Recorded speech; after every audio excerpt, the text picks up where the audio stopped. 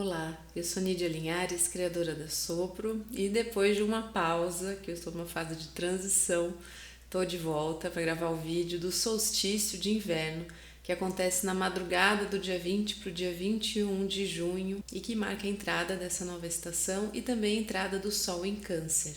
E olhando o mapa desse momento, eu fiquei muito feliz e até aliviada, porque depois de temporadas assim tão complicadas, pelo menos a gente tem uma promessa de uma estação onde a gente vai conseguir ter um afago. Isso me deixou muito, muito feliz. E essa promessa, ela vem trazida pelas mãos de Júpiter. Júpiter, que é o grande benevolente na astrologia, que nos fala de sorte, de oportunidades, de providência divina, de movimentos de expansão, onde haja otimismo, alegria e entusiasmo.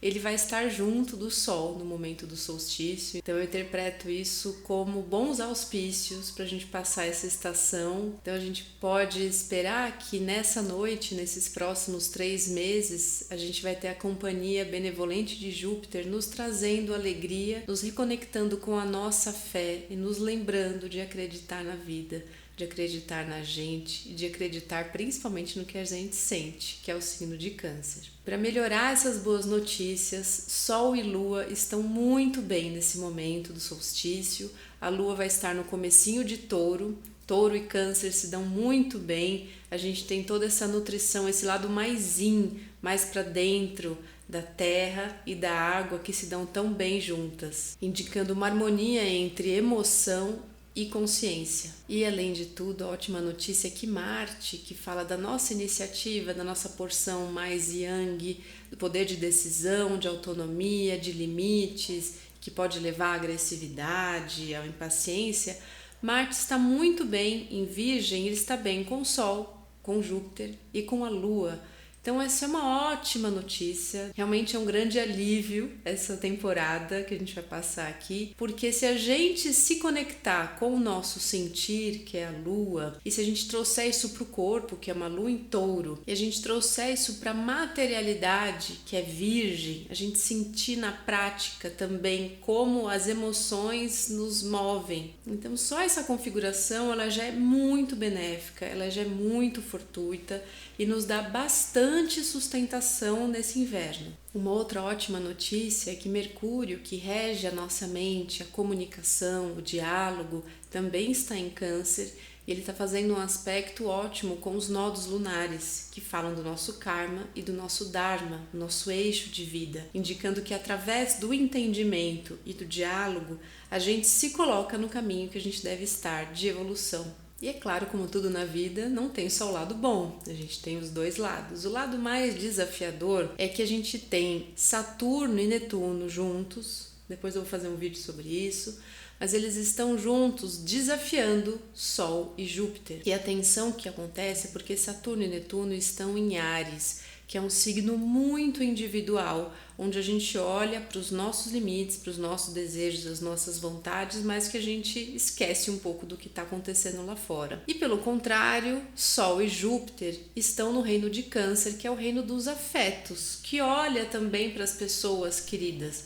Então a gente tem aqui uma grande incompatibilidade entre questões individuais e questões do nosso grupo amoroso, das pessoas queridas ao nosso entorno.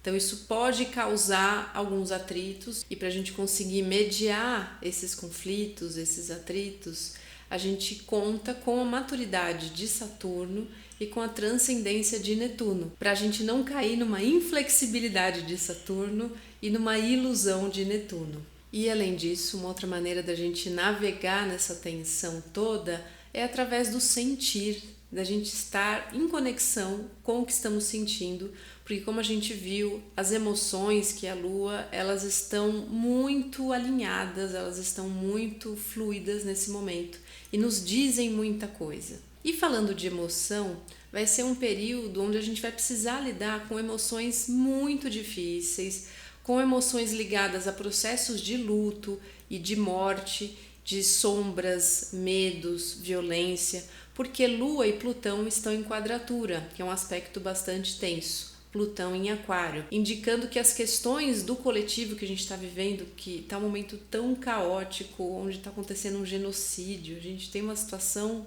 mundial muito, muito tensa. E isso é óbvio, impacta no nosso sentir, impacta no nosso mundo emocional e de como a gente digere tudo isso que está acontecendo. Não é nada fácil, mas a gente tem a ajuda de Júpiter, a gente tem a ajuda de Marte, e aí até fazendo uma conexão, Marte em Virgem, Virgem é o signo do servir, e Marte ali nos coloca em ação para ajudar, para ser uma pessoa que vai se colocar a serviço, face a uma catástrofe, face a um cenário muito complicado, e essa ação que é voltada para o serviço, ela é muito harmoniosa. E para a gente se aprofundar mais nessas águas tão aconchegantes de Câncer, eu vou ler para vocês trechos do livro do Steven Forrest, que eu amo, que se chama The Book of Water, o livro da água, onde ele fala de todos os signos e planetas ligados ao elemento água. Recomendo muito esse livro. Ele não tem tradução para o português, então eu fiz uma tradução livre. E começando no trecho onde ele fala sobre Câncer, ele diz assim: sentir simplesmente o que eu realmente sinto, sem censura, sem edição, sem interpretação, me render ao meu próprio coração, vivenciar minha vida interior com autoaceitação, sem julgamento e sem rejeitar nada. Câncer é ao mesmo tempo uma pessoa nutridora das outras e protetora de si mesma. Câncer se estende em direção ao sofrimento dos outros seres e simultaneamente tem uma consciência aguda da possibilidade de se ferir. E é profundamente motivada a evitar essa dor a qualquer custo. É por isso que os caranguejos têm carapaças. Câncer é emoção crua, direta, sem filtro, servida com uma caixa extra de lenços de papel e sem questionar a primazia incontestável do que realmente sentimos. Neste ponto, não importa o que isso significa ou por que estamos sentindo isso. Simplesmente sentimos, diretamente, como é. E ali mesmo, com a nossa humanidade vulnerável no centro do palco, temos o alicerce canceriano de toda a cura, toda a regeneração e toda a possibilidade de recuperação. É sempre aí que tudo deve começar. Um caranguejo, confortável e seguro dentro de sua carapaça, vasculha o fundo do mar em busca de alimento. Surge uma enguia faminta, pensando talvez em jantar o caranguejo hoje. Azar o dela. Esse caranguejo está bem protegido. A sua carapaça é resistente. Toque, toque, diz a enguia. Esquece, responde o caranguejo. A enguia vai embora e o caranguejo continua tranquilamente o seu banquete no fundo do mar. E aí está o problema. À medida que o caranguejo come, ele cresce, mas a sua carapaça não cresce. Talvez você seja jovem. Talvez seus pés estejam no tamanho 36 indo para o 37. Você está crescendo, mas os seus sapatos não. Você provavelmente se lembra de como isso incomoda. Seus dedos ficam espremidos. O caranguejo sente a mesma coisa. Ele só tem uma escolha sensata. Precisa soltar sua carapaça e o mais rápido possível desenvolver outra, maior. Por um momento frágil, ele se torna um caranguejo de carapaça mole. E ao vê-lo, as ambições culinárias da enguia se tornam mais otimistas. Comer e crescer, comer e crescer. Se você é um caranguejo, mais cedo ou mais tarde, comer te coloca em apuros. O mesmo vale para um canceriano humano, exceto que a questão não se resume à comida. Trata-se do alimento da alma, que é a experiência. Como resultado da experiência, Câncer, mais cedo ou mais tarde, se vê tendo crescido além da sua carapaça. O problema é que Câncer também superou a segurança que essa carapaça proporcionava. Na natureza, o caranguejo, diante dessa transição perigosa, escolhe com cuidado o momento e o local para trocar de carapaça. Um canceriano humano é sábio ao fazer a mesma coisa, arriscar-se a ser vulnerável, mas fazer isso com cuidado e discernimento. Essa pessoa deve ser cautelosa quanto a quem permite ultrapassar a muralha dessa carapaça. Esse processo de discernimento cauteloso está no centro de qualquer possibilidade de cura. Abrir mão da carapaça de segurança é sempre o primeiro passo de Câncer. Isso nunca acontece sem risco, o que leva a uma tentação sombria, a de escolher nunca soltar a carapaça. Como o primeiro dos 3 signos de água, Câncer personifica a capacidade de responder à vida principalmente pelo coração. É, acima de tudo, sensível. Acreditar que a sensibilidade de Câncer implica fraqueza é um erro. A própria natureza nos corrige nesse ponto, se pararmos para refletir por um momento. A carapaça do caranguejo funciona perfeitamente bem. Caranguejos não estão em extinção. Pessoas de Câncer geralmente conseguem cuidar de si muito bem, muitas vezes com energia de sobra para cuidar das outras pessoas. Uma chave absoluta para entender a psicodinâmica de Câncer é reconhecer uma lei fundamental da natureza. A sensibilidade precisa se defender, ou ela morre. Ainda assim, o caranguejo na natureza precisa, eventualmente, soltar sua carapaça ou morre de outro tipo de morte, uma condição mórbida, imutável, de estagnação espiritual. Podemos até chamar isso de morte por tédio absoluto. Essa tensão entre as exigências da evolução e o impulso natural pela segurança e a autopreservação é absolutamente central para entender Câncer. Os caranguejos descobriram como equilibrar esses 2 impulsos opostos há milênios. O ponto-chave para qualquer caranguejo é que, embora precise soltar a carapaça, deve fazê-lo com cuidado. Agora estamos frente a frente com um paradigma evolutivo central de Câncer.